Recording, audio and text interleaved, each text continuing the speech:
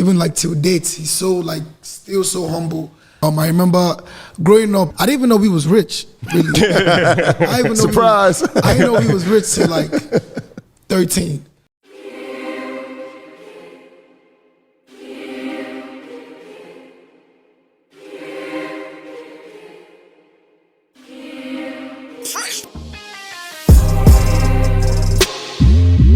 All right, guys, welcome back. EYL. Yeah. This is a special edition. We in Lagos, Nigeria. It's our first time on the continent of Africa. Crazy. Yeah, we're not even gonna say no words. Welcome home. That's a fact. Thank you. Exactly. Thank you. Welcome. First things first. Welcome home. That's our sound now. Feel Where can we go next? You know what's so crazy? This came about. So we going to Egypt after this. Wow. We had the Egypt trip planned, but we just found out a couple weeks ago that Nigeria was our biggest market outside of America. Yeah. Wow. By a landslide, like not even close. So we like, yo, we should come to Nigeria. They support us heavy out here. I didn't even know that. We put some post up about Nigeria and it went viral. Like, yeah. It was crazy. Like literally doing the analytics to go to Egypt, and then we came upon that. I was like, and then you look at the dynamics of Nigeria, it makes perfect sense. It's crazy. It's a blessed country, you know. Yeah. We're lucky to be dominant in a lot of things, and you know, business is one of them, obviously. So I won't be surprised. Yeah. So we was putting it together. So I got to give some acknowledgement. Shout out to my boy Dave at United Masters. Yes. Who hooked me up with Biz, my boy Bizzle. Bizzle for shizzle. Everybody I speak to, they like, oh, you in good hands. You with him. He's heavily connected. Yeah. So then he put me in touch with Asa. Yeah. That's my guy. And then Tinu. Oh, look at that. Tinu. So shout out to our crew. She's the biggest boss. Oh, that's that we've seen thus far. Obviously. So shout out to our crew in Lagos for putting this together. So Davido, one of the biggest musical stars in the world, not just AfroBeats, musical stars in the world, but he's also in a lot of different businesses. So it only makes sense that we're in Nigeria and we're interviewing the biggest. I mean, it's fitting. The biggest ever and the biggest ever. Makes perfect sense. Yes, sir. Got that right. It makes perfect sense. So a huge star in Afrobeats, a huge star in business, a huge star in pop culture, not just in Africa, in America. She invades every party we at. I was just telling the guys, like, Afrobeats is so big in New York. You're from New York. Like, you can't turn the radio. It actually, like, especially like with my music, actually like started Atlanta and New York. But, you know, in New York, you have a lot of like West Indians. Yeah. It really started in New York. Like I remember I first got playlisted in New York. Like my first song I got on radio was playlisted from New York, from the East Coast first. Yeah. West Indian. Shout out to the West Indian massive. Yeah, for sure. So let's get into this. First of all, thank you for having us. Appreciate it. So let's get into this conversation. For those of y'all looking like, yo, this guy looks spectacularly different. Yeah, he does. It's called New Tea. New Tea. Yeah, shout out to I just got back from Turkey. You know, 3 days changed my dentition. Look at him. He's not gonna stop smiling the whole got a bag and fixed my teeth. Yeah. That is a fact. You know that ain't cheap. Shout out to Cardi. So let's get into this. I want to talk about business, but first I want to talk about the backstory. So a lot of people don't know you got roots in America. Yeah. So you was born in America and then kind of going back and forth between Lagos and Atlanta, right? So talk about that, like your early upbringing and like being in Atlanta. My parents, let me start with my dad and my parents. My parents, my dad did his master's in Kentucky and my mom did hers in Clark, Atlanta.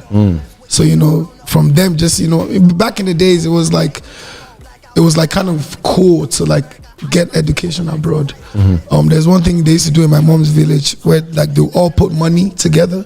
Like the village would put money together for one student a year to send them, you know, overseas to study. So my parents, you know, found their way to Atlanta and then had me there.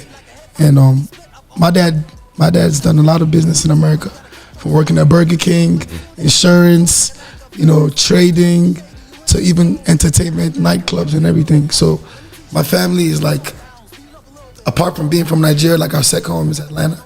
So from there, me being born there, going there every year for summer holidays, but I was schooling in Nigeria. So I'm the last born of 5 kids. So I was the only one they kept here because they needed a child here. So the rest were over there. So yeah, Atlanta, I'm really deeply rooted in Atlanta. Dirty South, shawty. Yeah, I think one of the things you said, and I'm glad because people know wealth, they know your father, but you said the biggest inspiration was watching or learning that he worked for a fast food restaurant. You talk about how that inspired you in the grind? Yeah, it's crazy because even like till date, he's so like still so humble and modest with the way he spends, the way he goes about his business, the way he handles his business. It's still amazing to me. I remember growing up, like from like my younger days till I was like 11, I wasn't really close with my dad because he was all about work. I remember him coming home late every day, you know, building something. I didn't know what he was doing. I didn't even know he was rich, really. Surprise! I didn't know he was rich till probably I was like 13. Wow. Because he lived so normal. Like, I didn't even know he was a billionaire driving a Honda. I remember he had a silver, brand new, but he had a silver Honda Accord. He had a driver. My mom had like I think like a Toyota or so, or a Honda truck or something. So like I didn't know they lived so modest until we moved out the house to the new house. So we get to the new house, I'll never forget. So we get to the new house, and I'm like, oh, we lit. Well, we're moving on up. So we get to the new house, and then from the new house, that's when I started to like trying to know what my dad does and get into, you know, knowing that he's really in tune in business. And I come from a family where it's no entertainment. It's straight up, you go to school, you get your degree, either two options, either my dad gets you a job with one of his rich friends or you just go work for him. So I was the first one to really branch out and do entertainment. Well, so what was that like, right? Because obviously once you find out what dad does and now you're doing something completely different. I know from a West Indian background that, you know, your parents want you to do a couple of things, and if you don't do one, it's a disappointment. Yeah. Dads are very successful. You're saying, I'm going in a different direction. What was that like? Funny enough, I couldn't even tell him it was that bad. It wasn't like, I'm not telling him I'm doing music type stuff. Like, nah, like he doesn't want that for me. You know? So it was something like he kind of had to find out through other people. Like, yo, I think why is there always music playing from David Zoom? I had a whole studio in my room. Wow. And he didn't know. You know what I'm saying? Doing music, I make sure I record from when he goes to work. I'm in the studio recording. And then before he comes back from work, I'm like, you know what I'm saying? I'm not even talking about music. But over time, you know, I went to school for business management. In the US, right? Yeah. He sent me to school. I actually wanted to go to school in London because most of my friends were going to London. Yeah. But he was just so adamant about me just going to America because, like I said, that was the blueprint for the family. Yeah. It was already done. It's like if it's not broken, don't fix it. You know what I'm saying? So it was already go to school in America, you get your degree, and you come back and work for me. That was it. So I think me going to school in America was really what made me kind of independent and shaped me into becoming my own person. Because it's not like here in Nigeria, when you go to college, you're literally still under your parents.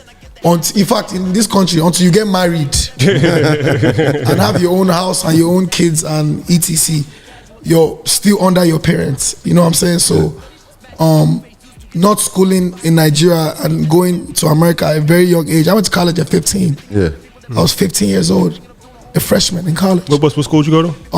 I first went to this college in Tennessee. Yeah. But it was too country for me. Collegedale, Tennessee, I was like only African, like it was me and some other one dude. So it wasn't for me. So there was this other teacher I met. He was like, yo, you don't like here, do you? I'm like, nah, it's kind of weird to me. Yeah. She was like, yeah, so there's because my dad's a Seventh-day Adventist.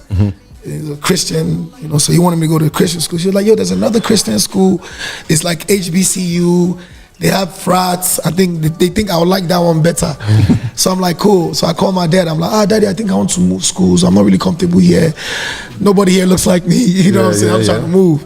Then he understood that. So I remember driving to the HBCU and I'm driving in.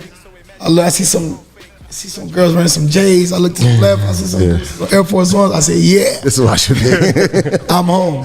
So I went to school for business management. So after like a year, I'm in my dorm room and I'm hearing music upstairs. Like I always hear music upstairs, but I never ever went upstairs to check. So I go check. Boom, boom, boom. The dude comes out. I'm like, yo, you got a studio in here? He's like, yeah, it's Christian school, so he was doing gospel music. So I'm like, wow, I saw the setup. It was my first time seeing like a studio setup a mobile setup and then studio type. I was like, yo, so you record all this in here? How much you get for all this stuff? He's like, $800. I'm like, what? Boom, pop, pop, pop, pop, pop. Break him off. He gives me everything. And then from then on, that's when the music came. So after like 2-3 months, I changed my major from business management to music, right? So I did that, and then that didn't go well. That didn't go well because I went in class. I met some Jamaicans, and then I moved in with them. And He's Jamaican. yeah, I know how it go. I know how it go. Yeah. And then over time, I was lying. I won't say lying, but I just didn't say I wasn't really in school. So I wasn't in school, facing music full time, and then over the years he found out I wasn't in school, and then it was a whole nother drama and stuff like that. So at what point do you actually get the deal, or what was the journey to get your record deal? Was you like putting out music independently first? Yeah, I was put out. In battling my dad because now he wants me to. I moved back to Nigeria, and then he wants me to go back to school. You know what I'm saying? Because he's just like, after school you can go back and do the music, blah blah blah. Just get your degree first, Right. which I've gotten, thanks to God. So, just over time, the music was just getting bigger. So I was actually going to school I go to school Monday to Friday, Monday to Sunday, Monday to Friday. So that Friday I leave, I could come to the city. Okay. But for 11 days straight, I gotta be all in the village, in the school. So I dropped this one song. So I'm in school, like walk around like everybody's in the city. It's like just 15 of us in school. I'm like, so my dude comes from the city, like, yo, the song you dropped, blah blah blah. I'm not in the city. I don't know what's going on. Yo, they played that joint in the club last night. Everybody went crazy. I'm like, what? Are you sure? I'm like, yo, dip. I'm out of here. So I left school, went back to the city, and then my dad chasing me with police, doing crazy stuff. Sending them after you.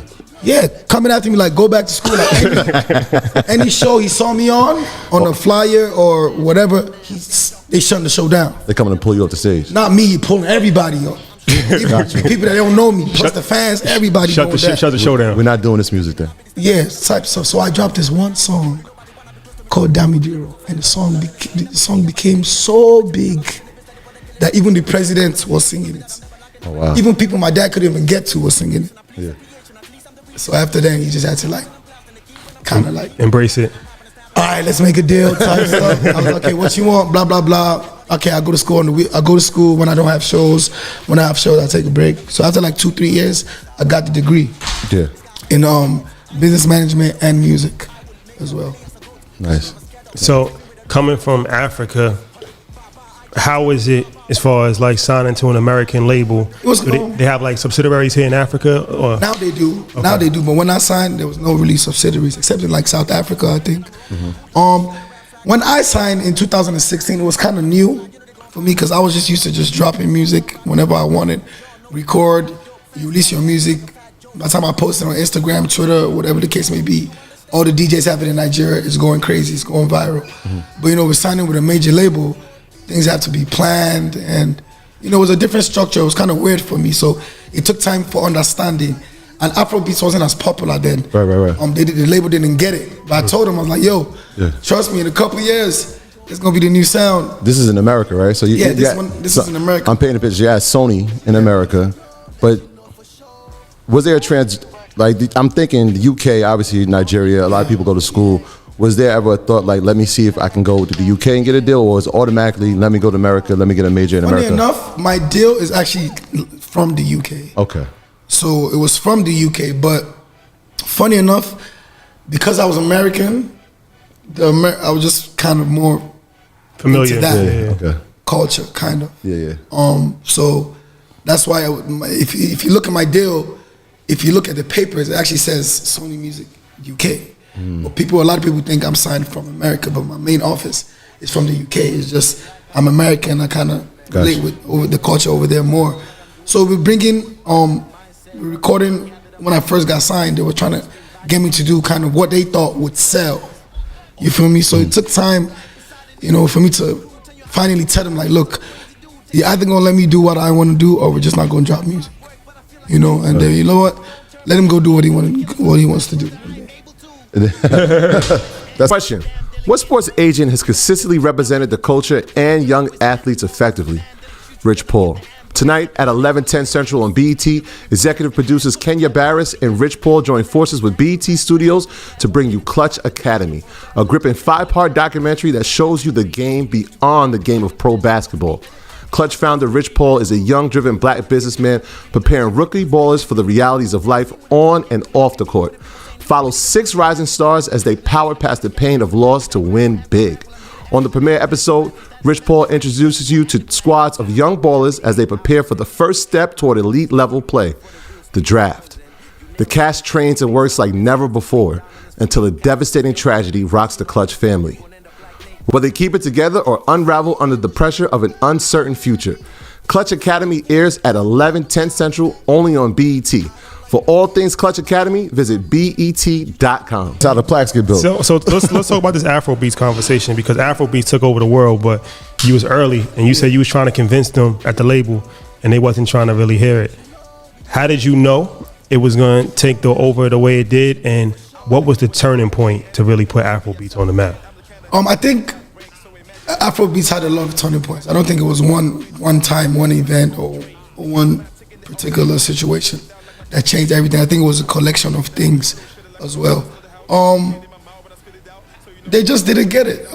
Like even when I was in college, when I used to play African music, my roommates were asking me like, "Yo, what's that? That sounds hard."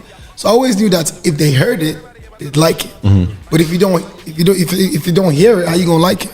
If we're not being played on radio, if you're not being played in the clubs, if you know, now there's social media, so it's a lot of easier ways to, you know, transport music. Right. But then it was just only really one avenue, which was radio, YouTube, blase. So I always knew that if we're heard, it's gonna go. And then I dropped the song. What was this one? The plaque's not here. It was If. The first one I dropped was If. It went. Right. Now this is not the gold plaque. We gotta update it. South Africa. Okay. Yeah, that went gold in the US. So they saw that and they're like, okay. If I tell you I love you. I'm like, and that dropped and I'm like, yo, what's going on? Like, when I heard it, I thought it was reggae. I thought it was a reggae artist. Everybody thought it was from Jamaica. You know, everybody thought it was from Jamaica. And then we did another one, and then you have other artists coming too, Burna Boy, Wizkid. You have other artists from South Africa coming, and East Africa. Then it's a whole collection of things, and then you have the movies, the African movies. Nollywood. Yeah, then you have the culture, the clothes. So everything, it was like a culture shock. Yeah. You know what I'm saying? And then everything just coincided. Yeah, so when I heard, obviously, and most people, they heard reggae. So I'm thinking to myself, being from Nigeria, who are the musical influences that you have? Because you have, I mean, it's a pretty unique dynamic, right? You have that ATL that you've been listening to, the people, the Jeezys of the world and Gucci's, and then you have Nigerian artists. Yeah. So who was it that influenced you? Obviously, like my music is like Nigerian, you know what I'm saying? Yeah. But I listen to a lot of hip hop, Southern hip hop. Gucci, I came up on Gucci, Travis Porter. Ooh. Yeah, I was big on Travis Porter when I was in college. T.I.? What? Of course, T.I., Luda, the recent Moneybagg Yo Gotti, you know, Baby, both babies. You know what I'm saying? So I like, you know, Southern kind of hip hop. And then R&B, I love Cisco, Jenny Wine, Osha, Sami. Like I listen heavy on R&B. That's the whole millennium tour. And then, yo, I'm trying to go to Obaria, B2K, all of that. And in Nigeria, I grew up a lot of D'banj, P Square, Two Face. You know, that's really it. And just really myself and just innovating my craft and learning. I actually had to learn Afrobeats. That's crazy. Because when I first came, let me tell you. So it's a crazy story how what really made me say I'm dropping hip. Because I used to do like rap type stuff. Like that's what I wanted to do. Yeah. So D'banj came to America. Then I think he had a show or something, right? So I was in Atlanta. I was the boy that everybody calls when they get to Atlanta. Like, you know, I hook up the girls, the weed. Connect, use the plug. Yeah, the plug. So I took them to the strip club, and they changing $20,000. I'm looking like, what are they doing? Like, what's my guy like? That's when the accent What's comes my out. guy like, guy, What is happening? What's going on? Like, what's happening in Nigeria? Like, niggas making money like that? Yeah. Off Nigerian music? He's like, yeah. And I'm like, wow. And I went to Nigeria for December, and I see a whole nother batch of artists, big, going crazy. I'm like, yo, I want to do this. And it's home. So I had to really listen and learn the culture. And then I started off producing first, producing. And then from then I started laying vocals. And then history. So let's talk about on the business side. At what point did you transition from being an artist to having a label? Was that always something that you wanted to do, or? Shit, when I was spending too much, I didn't even make more money. But you know, especially when you first blow up, there's a phase where it's like everything's happening so fast that you don't have time to really sit back and like plan or know what you really want to do. So obviously for years I was my own artist, going on tours back to back, no break. You know what I'm saying? So when I got this deal from Sony, you know, I took a little break because they were confusing me. We were all confused in the whole deal. We didn't know what type of music to make. They didn't know what type of, you know, they didn't even know how to promote African music, whether it's promoting here or there. So I took a little break. And during that break, I decided like, yo, like I have so many talented people around me. Why not, you know, make this into a business? So that's when I started the label and I signed, you know, 2 artists, you know, Nwoke and Dremo. And then from there, you know, I think that's when I really started to get more business oriented. And you know. So when you're starting, when you get to Sony, and I imagine like, especially in the States, when there was a new artist or they had a nice boss.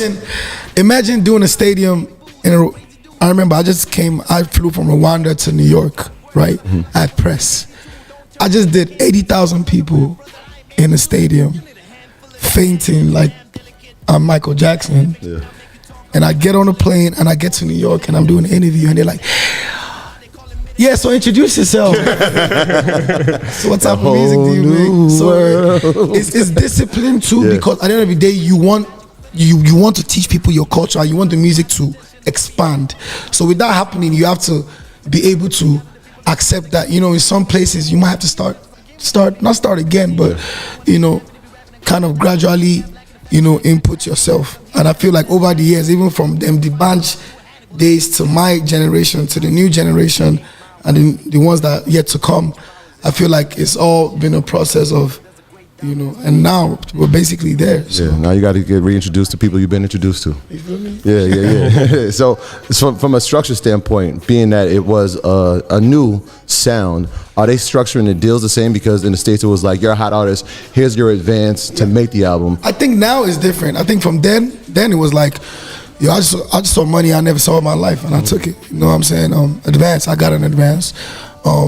It was so funny. I remember when I got my advance and I'm like, so I blew it, right? So I'm waiting. So I'm like, when are we shooting? They're like, bro, you meant to use all that money to record your album. I'm like, what? So that was to go shopping. Where I'm from in Africa, anybody gives you cash like that one is dash. Go and have fun. Go on. So like, it got to a point where I'm like, okay, now I have to start, you know, allocating budgets, video shoots, travel expenses, hotels, carrying your team, your media crew, your creative director, your management, which is, you know, the bigger you get, it becomes multiple people, your PR, so it just becomes a whole organization after a while. At any point when you blew the advance, are you thinking, let me call Dad? Oh, for sure. I've been the first call. Yo, he Dad, always come through that bailout, man. Phone of Dad. Need a line of credit. Let's talk about endorsements, because I've heard that's real big for Nigeria. It's big for every artist, but especially you know why it's real. You know why it's really endorsements are really important in Nigeria. Is because that's like the biggest avenue of income. We don't really get royalties, or I mean, these days people getting checks off like digital sales, but it's not like America where it's like you getting check after check every week in the mail. You know what I'm saying? So endorsements was like the first big because the government, what these companies do for these artists like myself and endorsing us and putting us on billboards, putting us on drinks, is really what the government is meant to be doing for the music industry, kind of. So them supporting us has been a great help to the industry. We're doing shows, we organize concerts, like all my endorsements now. If I'm doing a show, right, I go to all the office, I'm like, yo, I got a show on so date. You know what I'm saying? I need your support. Let me get 100 here, let me get 200 here, 1,000. Let me get 300 here, blah, blah, blah, blah. Yeah. Just having the relationship already, they will come and support your show. You know, most you give them 2 tables, you give them probably a nice banner, you know, on the IV or like outside the show, stuff like that. So you also make a lot of money from that. So endorsements and these companies such as Infinix, Assign Me, Bazinga, Pepsi, you know, they've come of sort of like a great help to the industry. So let's talk about this Bazinga situation. So this is very interesting. So it's a cryptocurrency. It's a way for the transfer to cryptocurrency, right? Is that Not correct? only cryptocurrency. Okay. Normal currency. Payment processor. Yeah. Quote unquote. So Nigeria, from my understanding, banned crypto. I think so. They did ban crypto. Yeah. Like, I mean, officially. the timing of it was suspicious. I mean, now there's something called e-Naira. You heard of that? Yeah. You know, this, I mean, the story goes, you partner with them, with Bazinga, and then you think about creating your own crypto coin. Yeah. And then the next week, I tweeted it. Not next week. It was like the same day. same day, Yeah, I tweeted it, and then everybody got mad at me like, man, Davido, you just ended it for us. So the day you tweeted was the day that they canceled. I ain't gonna lie, I was sipping some Martell. I was feeling nice. I just got off the phone with my manager's like, yo, we just made blah, blah, blah. I said, Thinking about creating a I coin. tweeted it. I was like, what did I just do? Like, the next day or something, they banned it. The whole country. Everything. Why you think they banned it? I don't know, man. I don't know why. I just always feel like anything for the youth to progress, they just want to live the same way. They just want to live the same way in this country. I'm just coming from Abuja, and that's where like most of the government officials stay. Yeah. And the people are just tired. You know, they don't want to evolve because they feel like if they evolve, they lose the grasp of the country. Just look at America. A couple years ago, would you ever think Bill Gates will not be the richest? Do you see Bill Gates trying to destroy Tesla or destroy Amazon? He's doing his own stuff, but over here it's like, we have to keep it the way it has been. So I feel like, and a lot of people were making a lot of money of that, of the crypto. Yeah. So I feel like it's just a way of, trying to just downsize the youth. Power that the youth have, because obviously more money, more power.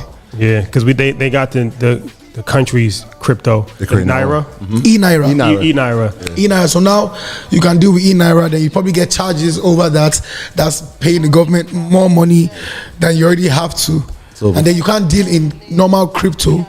So you know what I'm saying, and with the way the normal Naira is down. So imagine who's going to go and do e-Naira. They'll be going up and down every 5 minutes. Yeah, a lot of people. I put that on Instagram, and a lot of people from Nigeria, they wasn't happy about it. They like, this not real crypto. Da, da, da, da. I mean, a lot of people not happy right now, but hopefully, things will change in the near future. So, what's your involvement in that company, and why'd you want to involve your partner with that? I own part of the company.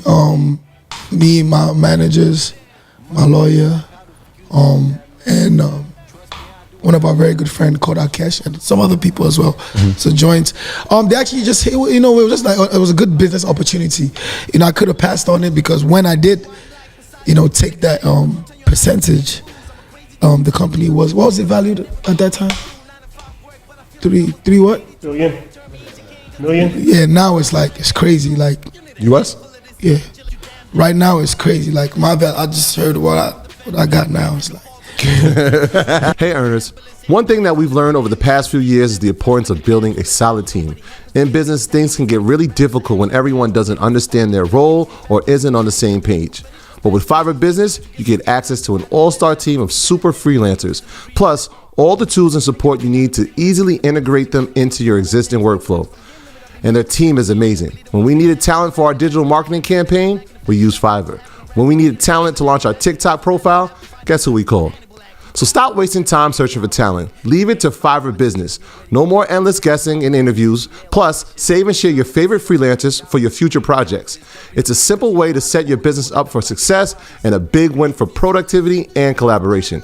Collaborating online hasn't been this easy since ever.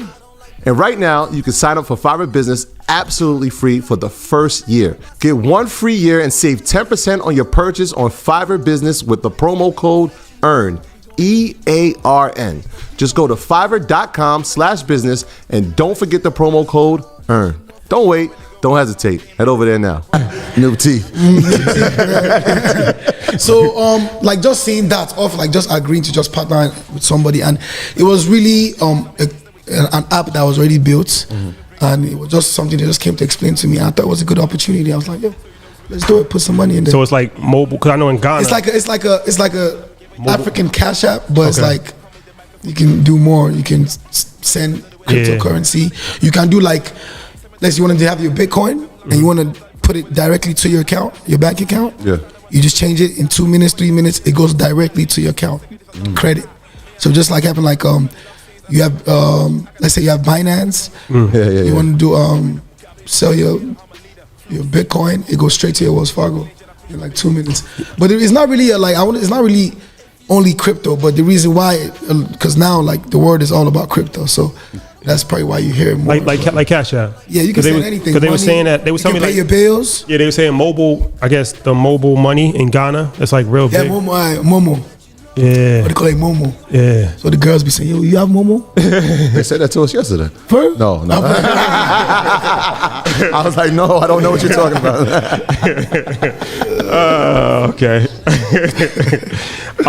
Cold bam. So that's interesting. All right. So when you nowadays, when you're looking at endorsements, is it important for you to get equity ownership in these deals, not just endorsements? It depends. It depends. Is it a brand that you think you're gonna want to be involved in for the rest of your life? Or with Bitsica, obviously, I did want part of the company because it's something I know will grow. With Martell, I love Martell. That was my next thing. Yeah, we were in Moist Beach. Yeah, Moist there. Shout out to Moist Beach. Shout out to Moist Beach. Incredible place. And on this jumbo screen, it was your face. And Martell, I mean, for 3 hours straight, there was nothing else playing. So I'm like, well, that must be a brand partnership. How did that come about? Funny story. So I was with Hennessy. You don't say. Yes. Never settle. I've been with Hennessy for years and years and years, and I have a very, very good relationship with them at Hennessy. When I say very good, I'm talking our kids, our friends. Oh wow. Yes. Yeah, our friends have a good relationship with Hennessy too. Yeah, no partnerships though. So obviously my manager Martell showed up and they really wanted me, and it was kind of a deal I couldn't just refuse, kind of. Yeah. And I like the drink as well, you know what I'm saying? Not my bashing Hennessy or nothing. It was great. We did a lot of big things together. They helped me out a lot. But with stuff like that, you don't really want to, I think later on in life, I probably want to have my own type of alcohol. Oh, so I wouldn't really want to. Your own spirit situation. Yeah, that makes sense. What about MTN? MTN is like Sprint, T-Mobile. That was my first endorsement. They had like this youth campaign they did for like all the, how you have like the back to school T-Mobile school deals, like if you got a student ID, it's type that. So they used me obviously because I was in school then. So they used me to do that. That was amazing, but I ain't getting nothing out of the company though. That's like that. I was my first, and I got in trouble because I tweeted a check. Ooh. From them? Yeah, I tweeted the check like, yo, I just got paid, blah, blah, blah. I was excited. Like, how much was the check? That was like my first $100,000. Okay. So the company got mad at you? What's the company? Everybody was just angry, like, what I'm saying? Like, don't post the check with the account numbers and stuff. Man, you and Twitter, man. So that's like the 8th largest mobile company in the world, I heard. Yeah. A lot of mobile. It's also in South Africa. It's not only in Nigeria. It's in Francophone countries as well. It's in South Africa. It's in the Middle East as well. It's in Dubai, Qatar, Saudi Arabia. Yeah, I was watching 60 Minutes a while ago, and they were talking about Kenya and how the mobile, I think it's called peso or something like that, but the mobile banking is real big out there. A lot of the rural areas of Africa, they're saying they're getting into the mobile bank because they don't, like there's a thing in America called like banking deserts, where some people can't get access to banks depending on where you live. Yeah. They was like in Africa, it's really bad depending on like if you live in a rural area, but now the mobile app or mobile phone kind of solves that. Especially in a place where it's like the value of the currency is not that good, so you have to carry it's 1 million. You have to carry all this money and stuff like that. Like Floyd Mayweather. It's like in the club all night. Like, yo, here's a brick. Security situations in those areas probably not safe to be carrying all that money. Yeah. So it's ideal to have mobile banking. Yeah, No, that makes sense. One of the other things you're a part of is it one X One X bet. One X bet. Now Put your bets. What's it called? Bonus code Davido. so this is Let's like go. sports betting, similar to like our FanDuel, Yeah. right? And so that's a partnership, or is that like I just have a deal? That's just an endorsement. But I make money off like the promo code. If you put my promo code, then I get bread off that. So what are we betting on? Is it like Everything. soccer, golf, Really? anything that's I think in sports. South Africa. Golf? Yeah. But what's in Nigeria is Soccer, football. Yeah, football. football. We have to be respectful. Yeah, we know where you're at. So, how is it as far as the climate in Nigeria for like business? Is it tough to do business, or is it like heavy government regulation, kind of who you know? It depends on what you want to do. Now, somewhere like Nigeria, it's very easy to come somewhere like where you guys are coming from and come here and think of an idea, a food truck, this, that. A lot of things in America that they don't have here. Mm-hmm. So you come here and you're like, yo, they don't have a Top Golf. They don't have a this, they don't have a that, they don't have a this, they don't have a that. That's cool. You get the money to do that, blah, blah, blah, blah, blah. Now, this is where it breaks down to.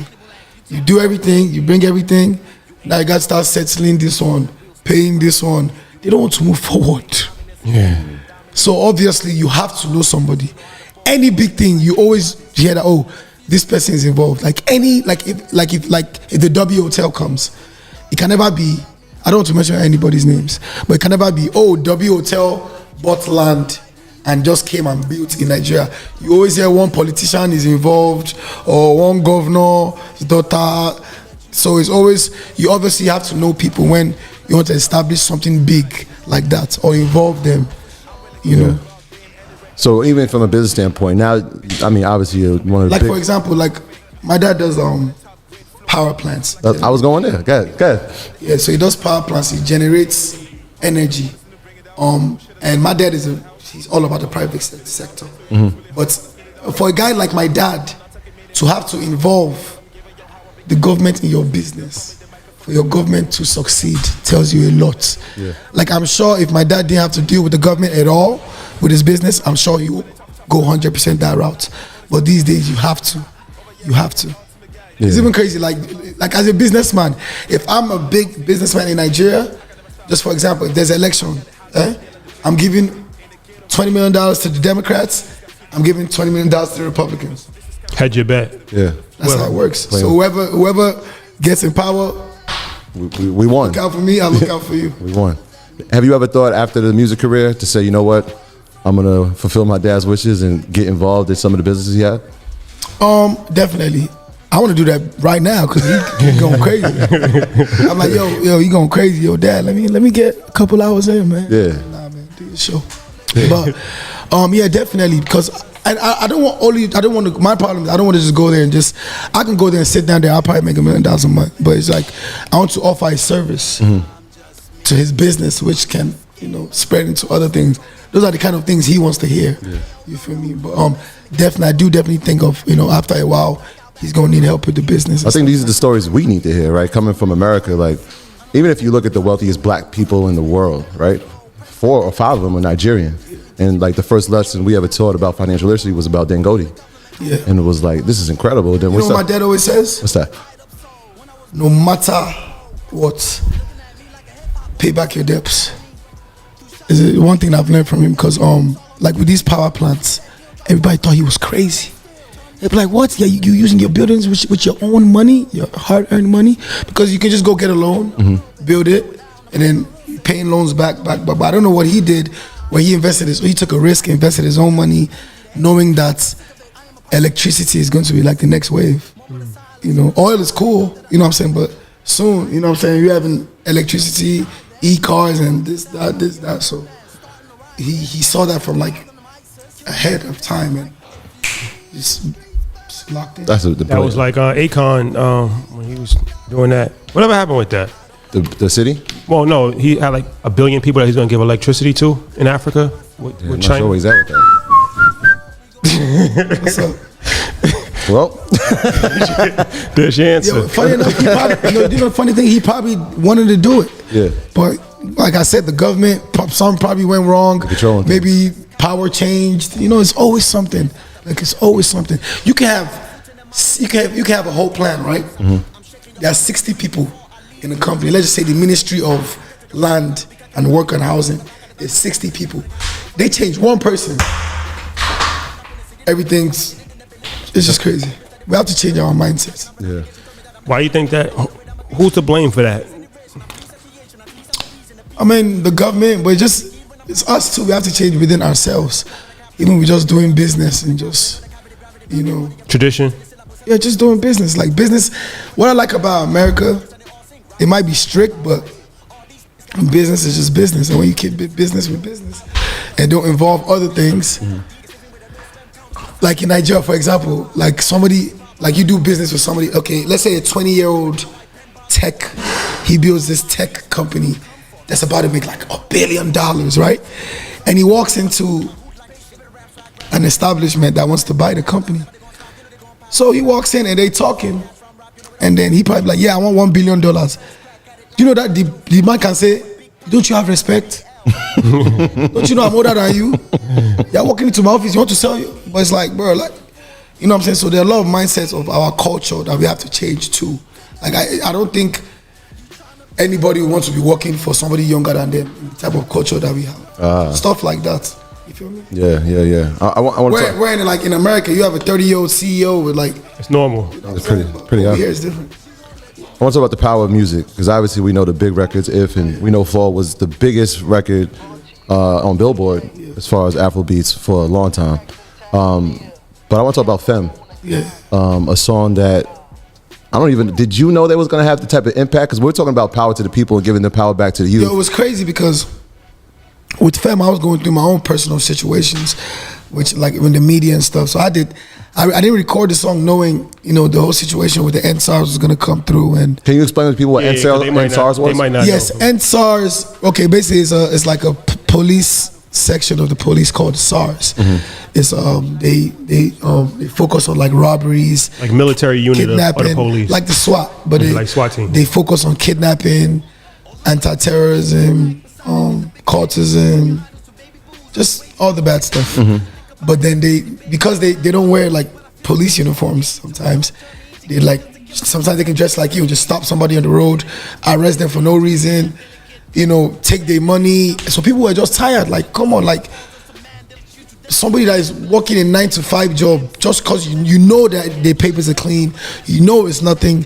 Like in America, you stop, like you can record, you know how you can record the police and you know, everything is documented. Like they just wanted that. So it started off light, like a small protest, and then the police started like being violent, really violent. And so it just got, and like I always say, the old are getting older, the youth are getting older, so they get more aware. So there's a toll gate not too far. If you go in my room, you can actually see like on the balcony. So the people were gathering there to you know, protest. Peaceful, you know, but the government thought, because they were making so much money from that toll gate, so it just ended up being something else. So funny enough, my song had come out like 2 weeks before that. It's called Femme. Femme means keep quiet. It's like it's a self-empowerment song. It's basically telling yourself that, look, you can't tell me nothing. I know what I want. I'm going to stand for what I want. Keep quiet. So it's basically like, I didn't record it like talking to the government per se, but it was kind of like the perfect song for that moment. And then there was a certain politician that he went to the protest and he was talking on the mic, and then everybody started singing Femme. And then that clip, I posted the clip, I got in big trouble. My dad was calling me like, so I posted the clip, and then that went viral, and then everywhere else just caught on and started singing the song, and it just became this whole phenomenon. It was just amazing to see that people were using my song as a voice instead of being violent. Yeah, it became the theme music. So, but when you did the song, it was just a coincidence that it got linked to the movement. You didn't do it for the movement. Okay, that's dope. But I was involved in the NSARS movement. Yeah, I know. Yeah. But so that was right around the time it's like Black Lives Matter. Yes, Right? yes. Because I remember. And it was even like it was the first time like the whole world tuned in. Like it was crazy. Yeah. It was getting a lot of attention. Like it was crazy. Like even me, like, bro, I'm like, I could walk. Like they love me so much. Like I can walk down. I can live in Nigeria 1 year. I won't spend a dime. I walk in any restaurant. I walk in any club. I walk in anybody's house and they give me food. Yeah. Type stuff. Like I remember I was driving during the NSARS time. I think I wanted to go get some, me and my daughter. So it was so crazy. They were like, "Don't drive no luxury cars outside," because everybody was just angry. Any luxury car they saw. So I was driving my Bentley. Yo, they came and said, "Davido, even you gonna break your car." I was like, "Okay, this is bad." Get the Honda. Get the Honda. So I was like, "Yo, this is bad." So we flew to Abuja. Had another protest in Abuja as well. It was crazy. So they recently just had a 1 year remembrance for the NSARS. How has it been? Still bad? It's still bad. Man. How you feel about, because it's an America thing too, where a lot of people, some artists lend their voice to protest, but a lot of artists don't, especially during Black Lives Matter. A lot of people that wasn't saying anything, they was getting criticized because they feel like they was going to lose their endorsements or whatever. So like the public was very critical of those people. But they might not have just been political people. But how do you feel about that? You know how I really as an feel artist? about that? I feel like, you don't know, people got to protect their family. You know what I'm saying? People have to protect their family, people that they involve themselves with, people that you do business with. When people were like, even Davido went to the protest, I was like, these people might not have the backing I have. You know what I'm saying? Like, I know if police gonna come get me, I know I'm calling my dad. You know, I'm just being honest. Yeah, that's a fact. A lot of people don't have nobody to call. Yeah, that's a fact. So you can't put that on them. Like, yo, they wasn't at the protest. I'm telling the truth. I knew ain't nothing was gonna happen to me. You know what I'm saying? Not saying that I'm being cocky, but that was just the truth. So you can't really put that on people. Like people have, like there's a big blogger, right? In Nigeria, one of the biggest bloggers. And during the 1 year of NSARS, he wasn't posting like stuff like stuff. that. Yeah. So people were getting mad. So I called him. I'm like, yo, you reading your comments on Instagram? He's like, yo, I do not care. They wasn't there when the police was sending him pictures of his mom's house and stuff like that. You know, so you have to understand that. Yeah, everybody's under different pressures.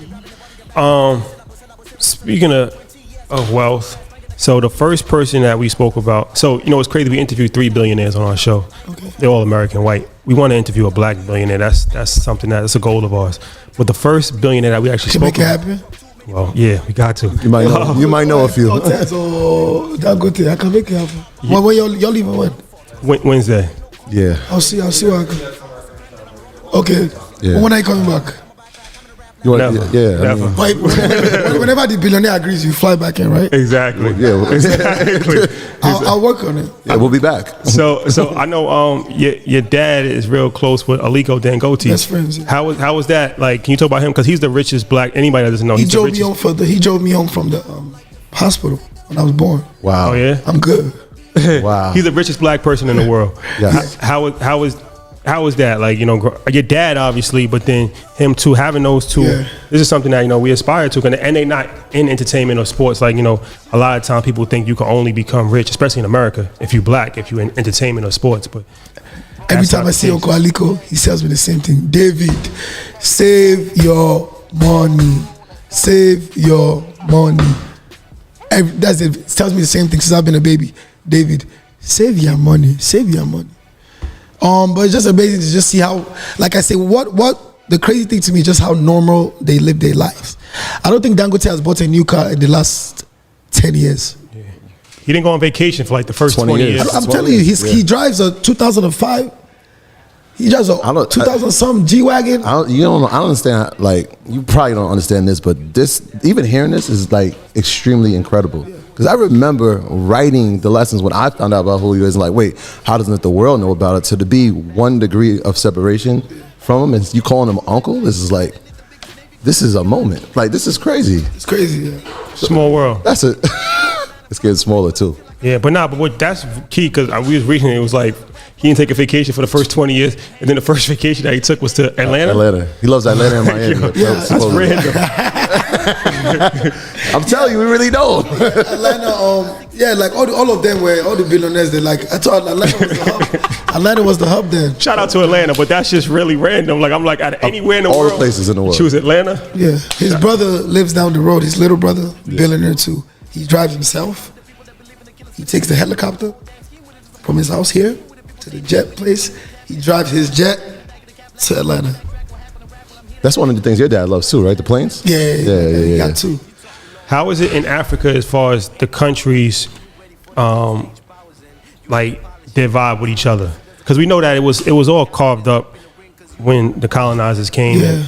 And it caused issues. If anybody doesn't know my quick 30-second thing, it caused issues because it's not really like a real geographic line. So different tribes and things of that nature. Yeah. So it's very hard to like just make a country that's not really a country, just based off of a European dictator. So long story short, there's been issues. But how is it right now with the vibes between different countries? It depends on what is it. It depends on politically, entertainment, sports. There's always been rivalry, But Nigeria, we're dominant. Very dominant in everything. Everything. But it's vibes, man. Like we have business partners all over Africa. I'm speaking for myself in the entertainment industry. Yeah. We collaborate with their artists. They come here, they do the same. Like Ghana now has grown to be a big entertainment hub for Africa. So you see a lot of people going to Ghana. Because Ghana is really more relaxed than Lagos. Like you can catch that real vacation vibe rather than Lagos where everything is really like fast and stuff. But it's cool. But we Nigerians, we don't agree. Dominant. So what's it? I mean, from a country standpoint, but what's it like as far as entertainment as artists? What's the relationship like with the artists that are from Nigeria? Because y'all got some really big artists. Yeah. Davido the biggest. Thank you. What's your relationship like with other artists? Are you grooming people? Are you saying, look, you can make it? Here's some of the mistakes I made. What's that like? It's all love, and shout out to this new generation. I hope they don't make a lot of the mistakes that we made. You know what I'm saying? I see them collaborating. With Nigeria. Especially like for me, just with the way I came in the industry, I wasn't really welcomed, based on my background. I really had to show them like, I'm kind of really good at this. You know what I'm saying? So they kind of accepted me. But, I have a lot of friends in the industry, but I feel like unity definitely will bring us to become stronger. And I feel like these days, a lot of people are noticing that. So it's all cool. It's all straight with me. It's all love. But shout out to these new artists, they're going crazy, innovative, yes.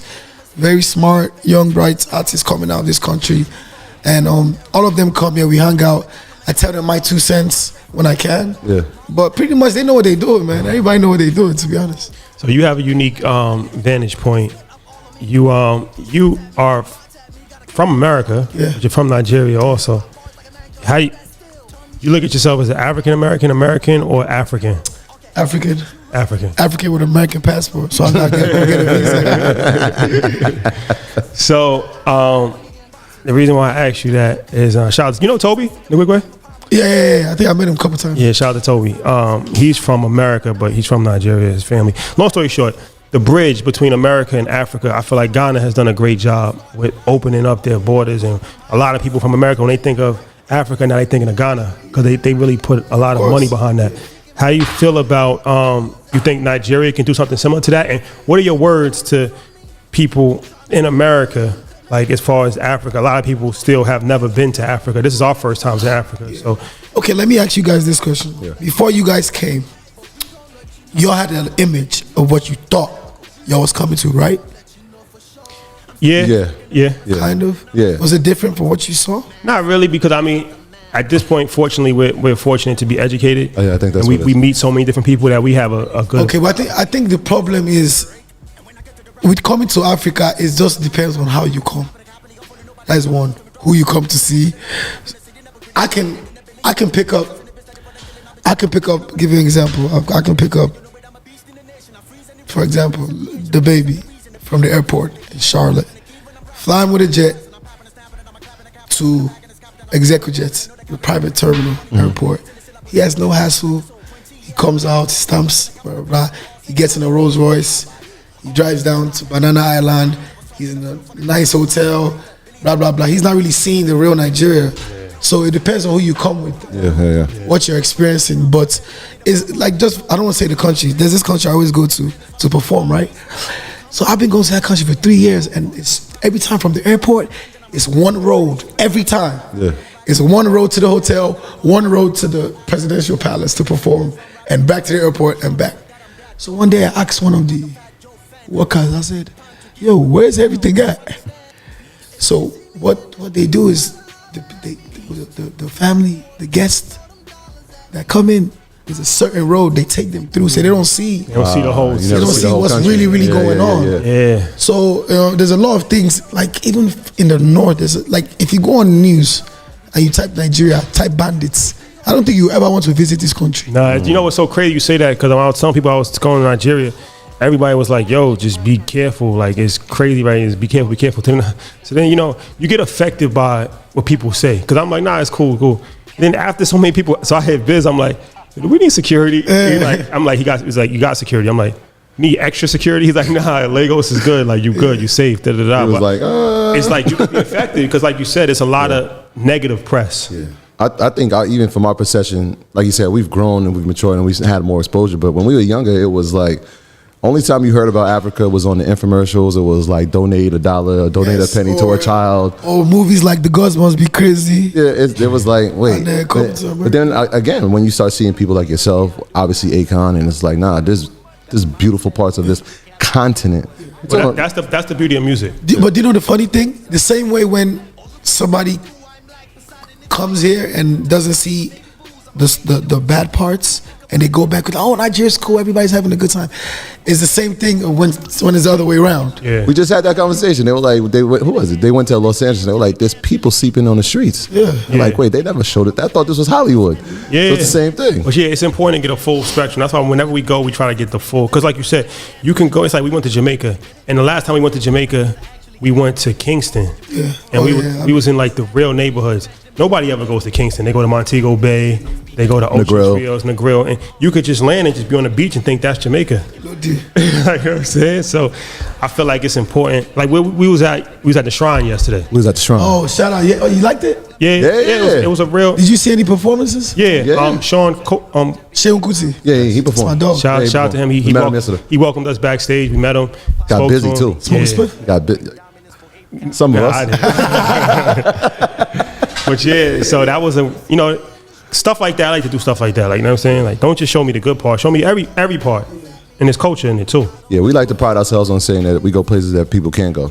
Because they wouldn't go.